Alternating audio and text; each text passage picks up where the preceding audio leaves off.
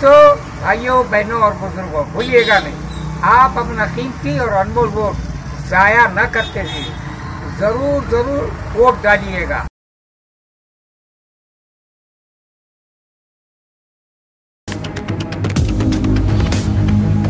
स्वागत है आपका बी न्यूज नेशन में। मैं हूं आबिद हुसैन शेख। कांग्रेस जेडीएस में तालमेल की कमी है। ईश्वरप्पा योग्य अभ्यर्थी कांग्रेस और जेडीएस में नहीं है, इसलिए टिकटों का बंटवारा हुआ है। जनता ने बीजेपी को सत्ता में लाने का मन बना लिया है। लोकसभा चुनाव के बाद कर्नाटक राज्य की साझा सरकार गिर जाएगी। मैंने व्यक्तिगत किसी को कुछ नहीं कहा। सरकार पर निशाना साधते हुए सरकार ज्यादा दिनों तक नहीं चलेगी कहा था।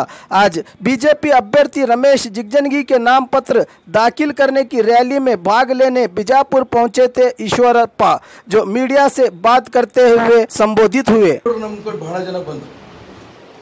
ನಾನು ಯಾಕೆ ಈ ದೇವೇಗೌಡನ ಸಿದ್ದರಾಮಯ್ಯನವರ ಹತ್ತತ್ರ ಭಸ್ಮಾಸುರ ಆಗ್ತಿದ್ದಾರೆ ಅಂತ ಹೇಳ್ತೀನಿ ಅಂದರೆ, ತಮ್ಮ ಕುಟುಂಬಕ್ಕೆ ಅಥವಾ ತಮ್ಮ ವೈಯಕ್ತಿಕ ಲಾಭಕ್ಕೆ ಪ್ರಯತ್ನ ನಡೆಸ್ತಾರಲ್ಲ, ಇದು ತಪ್ಪು. ಭಾರತೀಯ ಜನತಾ ಪಾರ್ಟಿ ಯಾರನ್ನೂ ವೈಯಕ್ತಿಕವನ್ನು ಬಳಸ್ಕೊಳ್ಳೋಕೆ ಹೋಗಲ್ಲ. ಸಂಘಟನೆ ಬನ್ನಿ ಅಂತ ಕರಿತೀವಿ. ಸಂಘಟನೆ ಬಂದು ಸಂಘಟನೆ ಮುಖಾಂತರ ಪ್ರಯತ್ನ ಮಾಡೋಂಥ ವ್ಯವಸ್ಥೆ ಬಿಜೆಪಿ ಇದೆ. ಇದು ಮುಂದುವರಿಸ್ತಾ ಇದೆ. ಈಗ IT ರೇಡ್ ಮಾಡಿಸೋದ್ರ ಮುಖಾಂತರ ಎರಡು ಪಕ್ಷಗಳ ಕಾರ್ಯಕರ್ತರಿಗಾಗಲಿ ಆಕಾಂಕ್ಷಿಗಳಿಗಾಗಲಿ ಇವರೆಲ್ಲರಿಗೂ ಕೂಡ ತೊಂದರೆ ಕೊಡುವಂಥದ್ದು ಯಾವ ನ್ಯಾಯ ಅಂತಕ್ಕಂಥ ಪ್ರಶ್ನೆ ಉದ್ಭವ ಆಗ್ತಾ ಇದೆ. ಯಾಕೆ ಇದು ನೋಡಿ, ನಾನು ಅದಕ್ಕೋಸ್ಕರ ಹೇಳಿದೆ, IT ರೈಡ್ ಮಾಡುತ್ತೆ ಅನ್ನೋದನ್ನ ಮುಖ್ಯಮಂತ್ರಿಗಳ ಕೈಯಲ್ಲಿ ಇಂಟೆಲಿಜೆನ್ಸಿ ಡಿಪಾರ್ಟ್ಮೆಂಟ್ ಇರುತ್ತೆ. ಇಂಟೆಲಿಜೆನ್ಸಿ ರಿಪೋರ್ಟ್ ಕೊಡೋದು ಮುಖ್ಯಮಂತ್ರಿ ಅನ್ನಂತ ಸ್ಥಾನಕ್ಕೆ ಕೊಡ್ತಾರೆ. ವೈಯಕ್ತಿಕ ಕುಮಾರಸ್ವಾಮಿ ಅಂತ ಯಾರು ಕೊಡಲ್ಲ, ವೈಯಕ್ತಿಕ ಇನ್ನೊಬ್ರು ಕೊಡೋದಿಲ್ಲ. ಆ ಇಂಟೆಲಿಜೆನ್ಸಿ ಕೊಟ್ಟಂತ ರಿಪೋರ್ಟ್ ಮುಖ್ಯಮಂತ್ರಿ ಗೌಪ್ಯವಾಗಿ ಇಟ್ಕೋಬೇಕು. ರಾಜ್ಯದ ದೇಶದ ಹಿತದೃಷ್ಟಿಯಿಂದ ಸಂವಿಧಾನಬದ್ಧವಾದ ಒಂದು ಹಕ್ಕು ಅವರಿಗೆ ಸಿಕ್ಕಂಥ ಸಂದರ್ಭದಲ್ಲಿ ಅದನ್ನು ದುರುಪಯೋಗ ಮಾಡಿಕೊಂಡಿದ್ದಕ್ಕೋಸ್ಕರ ಇವತ್ತು ಈ ಸಮಸ್ಯೆ ಬಂದಿತ್ತು. ಏನಾಯಿತು, ನಾಳೆ ಕರ್ನಾಟಕ ರಾಜ್ಯದಲ್ಲಿ IT ರೈಡ್ ಮಾಡಿಬಿಡ್ತಾರೆ. ಒಬ್ಬ ಮುಖ್ಯಮಂತ್ರಿ ನಾಳೆ ರೈಡ್ ಮಾಡ್ತಾರೆ ಅಂತ ಇವತ್ತು ಹೇಳಿದ್ರೆ ಏನರ್ಥ? ಯಾರ್ಯಾರ ಕೈಯಲ್ಲಿ ನಿಮ್ಮ ಹತ್ರ ಅಕ್ರಮ ಸಂಪತ್ತು ಇಟ್ಕೊಂಡಿದ್ದೀರಿ, ಅದನ್ನು ಅಕ್ರಮ ದಾಖಲೆ, ಅಕ್ರಮ ಹಣ ನೀವು ಮುಚ್ಚಿಟ್ಕೊಂಬಿಡಿ ಅಂತ ನಾಳೆ ಸಿಕ್ಬೇಡಿ.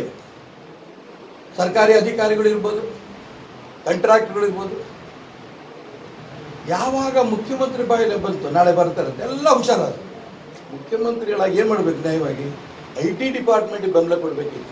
ನೀವು ಮಾಡಿ, ನಿಮ್ಗೆ ರಕ್ಷಣೆ ನಾವು ಕೊಡ್ತೀವಿ. ಇವ್ರು ಹೇಳಿದ ತಕ್ಷಣ ಮುಖ್ಯಮಂತ್ರಿ ಸ್ಥಾನದ ದುರುಪಯೋಗ ಆಯ್ತು. ಅದಕ್ಕೋಸ್ಕರ ನಾನು ಡಿಮ್ಯಾಂಡ್ ಮಾಡ್ತಾ ಇದ್ದೀನಿ, ಇವ್ರು ಮುಖ್ಯಮಂತ್ರಿ ಆಗೋಕ್ಕೆ ಇವ್ರ ಯೋಗ್ಯತೆ ಇಲ್ಲ. ಇವರು ತಕ್ಷಣ ರಾಜೀನಾಮೆ ಕೊಡಬೇಕು, ಇಲ್ಲ ರಾಜ್ಯಪಾಲರವ್ರನ್ನ ಮುಖ್ಯಮಂತ್ರಿ ಸ್ಥಾನಕ್ಕೆ ಕಿತ್ತಾಕ್ಬೇಕು. ಯಾಕಂದ್ರೆ ಗೌಪ್ಯತೆ ಕಾಪಾಡೋದ್ರಲ್ಲಿ ವಿಫಲರಾಗಿದ್ದಾರೆ. ಇದು ನನ್ನ ಒಂದು ಗೊತ್ತಿದೆ. ಎಲ್ಲೆಲ್ಲಿ ಗೊಂದಲಗಳಿದ್ದು ಅಲ್ಲಲ್ಲಿ ಹೋಗ್ತೀವಿ, ಎಲ್ಲ ಕಡೆ ಪ್ರಚಾರ ಮಾಡ್ತೀವಿ. ಎಲ್ಲೆಲ್ಲಿ ಹೋಗ್ತಿದ್ದಾರೆ? ಒಂದು ಮೈಸೂರು, ಇನ್ನೊಂದು ತುಮಕೂರು, ಇನ್ನೊಂದು ಮಂಡ್ಯ, 4ನೇದು ಹಾಸನ. ಬರೀ ಇಷ್ಟಕ್ಕೆ ನೀವು ಹೋಗ್ತೀರಿ. ನೀವು ಸಿದ್ದರಾಮಯ್ಯನ ಜಾಗದಲ್ಲಿ ಗೊಂದಲ ಇದೆ, ಅದಕ್ಕೆ ಹೆಂಗಿದ್ರು ಕೂಡ ಕಾಂಗ್ರೆಸ್ ಹೋಗುತ್ತೆ, ಇಬ್ಬರು ಒಟ್ಟಿಗೆ ಹೋಗಿ ಪ್ರಯತ್ನ ಮಾಡಬೇಕು. ಇನ್ನು 3 ಅವ್ರ ಕುಟುಂಬದ್ದು, ದೇವೇಗೌಡರ ಕುಟುಂಬದ್ದು, ಅಲ್ಲೂ ತೊಂದರೆ ಇದೆ. ಅಲ್ಲೂ ಕಾಂಗ್ರೆಸ್ನಲ್ಲಿ ಇವರು ಇರ್ತಾ ಇದ್ದಾರೆ, ಇಲ್ಲಿ JDS ಇವರು ಇದ್ದಾರೆ. ಈ 4 ಜನ ಒಟ್ಟಿಗೆ ಹೋಗ್ಬಿಟ್ರೆ ಸರಿ ಹೋಗ್ಬಿಟ್ಟು, ಯಾಕೆ ಇಡೀ ರಾಜ್ಯ ಬೇಡ ನಿಮಗೆ. ಮಂಡ್ಯ, ಹಾಸನ, ತುಮಕೂರು ಅವ್ರ ವಂಶಕ್ಕೆ. ರಾಯಣ್ಣನೂ ಕೂಡ ಜಾತಿವಾದಿ ಅಲ್ಲ.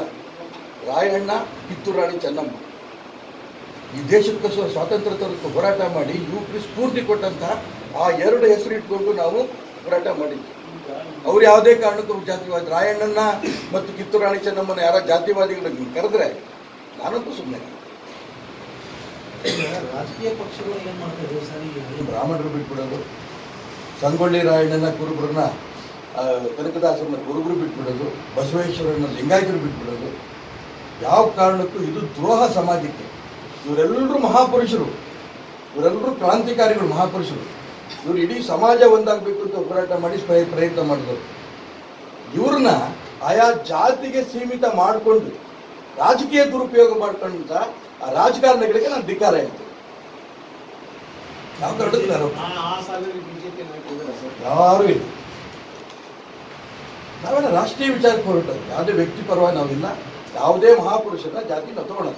ಮೈಸೂರಲ್ಲಿ TT ದೇವೇಗೌಡರು ಬಂದಿಲ್ಲ, ನಾಮಿನೇಷನ್ ಈ ನಿಮ್ಮ ಪಕ್ಷದಲ್ಲೇ ಶಾಸಕರೇ ಬರ್ತಾ ಇದ್ದಾರೆ. ನೀವು ಬಂದು ನೋಡೋದಾಗಲೇ ನಿಮ್ಗೆ ಫೋನ್ ಮಾಡಿ ಇಲ್ಲಿವರೆಗೆ ಬಂದಿಲ್ಲ. ನೋಡಿ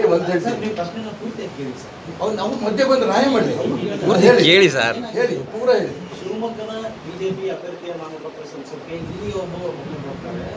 ಇಲ್ಲಿಯ ಹಾಲಿ ಯತ್ನಾಳ್ ಬಗ್ಗೆ ಇಲ್ಲ ಸರ್, ಯಾಕೆ ಹಿಂದೆ ಮುಂದೆ ನೇರ ಹೇಳಿ ಸರ್. ಹೇಳಿ ಸರ್. ಇಲ್ಲಿವರೆಗೆ ಕಚೇರಿಗೆ ಬಂದಿಲ್ಲ, ಪ್ರಚಾರಕ್ಕೆ ಬಂದಿಲ್ಲ. ನಾನು ತುಂಬ ಸ್ಪಷ್ಟ ಹೇಳ್ತೀನಿ, ಯತ್ನಾಳ್ ಅವರು ಬಿಜೆಪಿ ತಗೊಂಡ ನಂತರ ಸ್ವಲ್ಪ ಇಲ್ಲಿ ನಮ್ಮ ಅಭ್ಯರ್ಥಿ ವಿರುದ್ಧವಾಗಿ ಸಮಾಧಾನ ಇಲ್ಲ, ಮುಂಚೆಯಿಂದಲೂ ಇಲ್ಲ. ನಾನು ಅದಕ್ಕೋಸ್ಕರ ಶಿವಮೊಗ್ಗಕ್ಕೆ ಬಂದಾಗ ತುಂಬ ಸ್ಪಷ್ಟವಾಗಿ ಅವ್ರ ನಾನೇ ಮಾತಾಡಿದ್ದೀನಿ. ಇರ್ದು ಹೇಳಿಕೆಗಳು ಕೊಡ್ಬೋದು, ಒಂದು ಪಕ್ಷದಲ್ಲಿ ಇರ್ದು ಹೇಳಿಕೆ ಕೊಟ್ಟರೆ ಅದು ಅಭ್ಯರ್ಥಿಗಷ್ಟಲ್ಲ ಪಕ್ಷಕ್ಕೂ ಡ್ಯಾಮೇಜ್ ಆಗುತ್ತೆ. ಈಗ ನನ್ನ ಹತ್ರ ಶಿವಮೊಗ್ಗ ಬಂದ ನಂತರ ಅವ್ರು ಯಾವ ಟೀಕೆಗಳು ಮಾಡ್ತಿಲ್ಲ. ಹೋಗ್ತೀರಾ? ಒಂದು ನೋಡೋಣ, ಈಗ ಇವತ್ತು ಬರ್ತಾರೆ ಅಂತ ನಾನು ಅಂದ್ಕೊಂಡಿದ್ದೀನಿ. ನೋಡ ಅವ್ರು ಬರ್ತಾರೋ ಇಲ್ಲೋ, ಇನ್ನು ನನಗೆ ಪ್ರಶ್ನೆ ಏನು, ನನಗೇನು ಗೊತ್ತಾ. ಈಗ ರಾಹುಲ್ ಗಾಂಧಿ ಅವರ ಅಪ್ಪ ಯಾರು, ಅವ್ರ ಅಜ್ಜ ಯಾರು, ಈಗ ನಾನೇನು ಹೇಳಿದ್ರೆ ನೀವು ಅನಂತಕುಮಾರ್ ಜೊತೆ ಸೇರಿಸ್ಕೊಡ್ತೀನಿ ನಾನು ತಗೊಂಡು. ನಾನು ಅದಕ್ಕೋಸ್ಕರ ಹೇಳಿದೆ ರಾಹುಲ್ ಗಾಂಧಿನೇ ಹೇಳ್ಬೇಕು. ನಂಬರೇ ನೀವು ನಂಬರೇ, ನೀವು ನಂಬರಲ್ಲಿ ನಾನೇ ಹೇಳಕ್ ಕೊಟ್ಟಿದ್ದೀನಿ. ರಾಹುಲ್ ಗಾಂಧಿಯ ವಂಶದ ಬಗ್ಗೆ, ಅವ್ರು ಹಿಂದೂ ಹೌದು ಅನ್ನೋದ್ರ ಬಗ್ಗೆ ನಾನು ಹೇಳಲ್ಲ. ನೆನ್ನೆ ನಿಮ್ದು ಯಾವುದೋ ಟಿ ವಿನೋದು ಪೇಪರ್ ನೋಡಿದೆ ನಾನು. ಪ್ರಿಯಾಂಕಾ ಗಾಂಧಿ ಕ್ರಿಶ್ಚಿಯನ್ರ ಕ್ರಾಸ್ ಹಾಕ್ಕೊಂಡಿದ್ದಾರೆ, ನಾನು ಟಿವಿಯಾಗೂ ಪೇಪರ್ ನೋಡಿದೆ ನಾನು. ಆಯ್ತಾ? ರಾಹುಲ್ ಗಾಂಧಿ ಅಪ್ಪ ಯಾರು? ಸೋನಿಯಾ ಗಾಂಧಿ ಅವ್ರ ಅಮ್ಮ. ಅವರಪ್ಪ ಯಾರು? ನಾನು ಅದಕ್ಕೋಸ್ಕರ ಡಿಸ್ಪ್ಯೂಟ್ಗೆ ಹೋಗಲ್ಲ. ರಾಹುಲ್ ಗಾಂಧಿ ಹೇಳ್ಬಿಡ್ಲಿ ನನಗೆ ಹಿಂದೂ ಸಮಾಜ ಒಪ್ತಿಲ್ಲ, ನನ್ನಿಂದ ನಮ್ಮ ಕಾಂಗ್ರೆಸ್ ಪಕ್ಷ, ಯಾಕೆಂದರೆ ಮಹಾತ್ಮ ಗಾಂಧಿಯವರು ಇಂಥವರೆಲ್ಲ ಸ್ಥಿತಿ ಬರುತ್ತೆ ಅಂತಲೇ ಕಾರಣಕ್ಕೆ ಇರ್ಬೋದು ಹಿಂದೆ.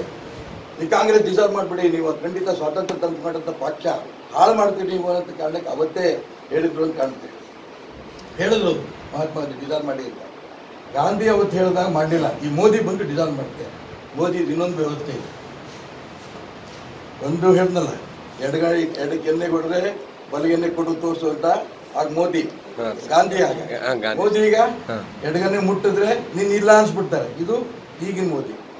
ಆ ಗಾಂಧಿಗೂ ಮೋದಿಗೂ ವ್ಯತ್ಯಾಸ. ಅದು ಇನ್ನೊಂದು ವ್ಯತ್ಯಾಸ ಏನು, ಕಾಂಗ್ರೆಸ್ನ ಡಿಸಾಲ್ವ್ ಮಾಡಿ ಅಂತ ಆ ಗಾಂಧಿ.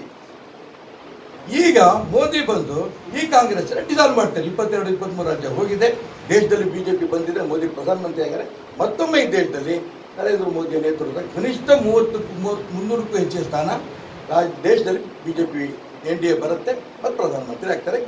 ಕಾಂಗ್ರೆಸ್ನ ನಿರ್ನಾಮ ಆಗಿದೆ. ಎಲ್ಲಿ ಹಿಂದೂಗಳು ಜಾಸ್ತಿ ಇಲ್ಲ, ಆ ಕೇರಳದ ವಯನಾಡಲ್ಲಿ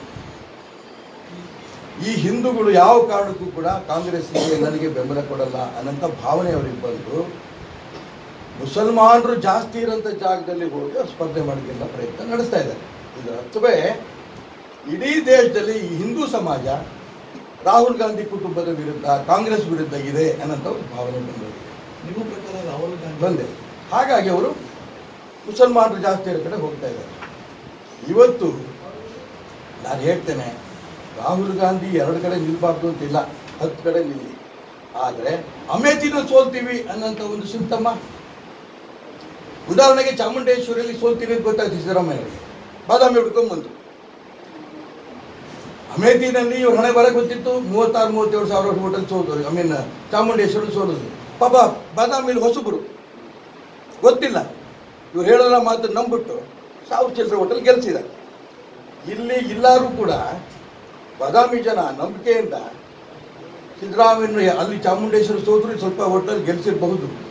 ನನಗನ್ಸತ್ತೆ ಹಿಂದೂ ಸಮಾಜವನ್ನು ತಿರಸ್ಕಾರ ಮಾಡಿ ಬಂದಿರೋಂಥ ಕೇವಲ ಮುಸಲ್ಮಾನರು ಮಾತ್ರ ನಾವು ಬೆಂಬಲ ತಗೊಂಡು ಗೆಲ್ತೀವಿ ಅನ್ನೋಂಥ ಭಾವನೆಯಿಂದ ಬಂದಿರೋಂಥ ರಾಹುಲ್ ಗಾಂಧಿ ಅಮೇರಿಕೆಯಲ್ಲೂ ಸೋಲ್ತಾರೆ, दक्षिण भारत और खबरों के लिए देखते रहिए बी न्यूज नेशन। तो भाइयों बहनों और बुजुर्गों, भूलिएगा नहीं, आप अपना कीमती और अनमोल वोट जाया न करते हुए जरूर वोट डालिएगा। ಹಬ್ಬಗಳ ಪ್ರಯುಕ್ತ bumper offer Silai world men's women's kids sarees bumper offer buy 3 get 3 Vijayapura ನಗರದಲ್ಲಿ ಬಟ್ಟೆ ಕ್ಷೇತ್ರದ ಹೆಸರುವಾಸಿಯಾದ ಗುರುಕುಲ್ ರಸ್ತೆಯಲ್ಲಿರುವ ಬ್ರಹ್ಮಾಂಡ ಸಿಲಾಯಿ ವರ್ಲ್ಡ್ ಶೋರೂಮ್ ನಲ್ಲಿ ಹಬ್ಬಗಳ ಪ್ರಯುಕ್ತ bumper offer buy 3 get 3 formal casual winter westerns bumper offer flat sale 299 399 499 ಇದು ಹಬ್ಬಗಳ ಪ್ರಯುಕ್ತ bumper offer buy 1 get 1 free ಇದು offer silk sarees cotton sarees design ಸಾರೀಸ್ಗಳ ಮೇಲೆ ಬಂಪರ್ ಆಫರ್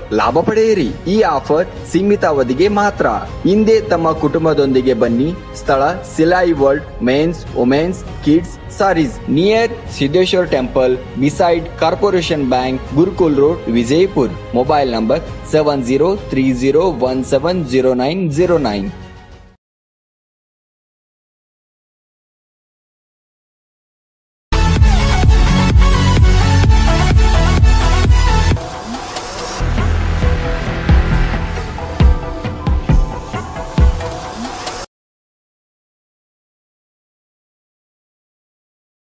न्यूज नेशन के लेटेस्ट न्यूज़ों को अपने मोबाइल में देखने के लिए यूट्यूब में बी न्यूज नेशन के चैनल के सब्सक्राइब आइकॉन को दबाएं और फिर बेल आइकॉन को दबाने पर आप लेटेस्ट न्यूज़ों को देख सकते हैं।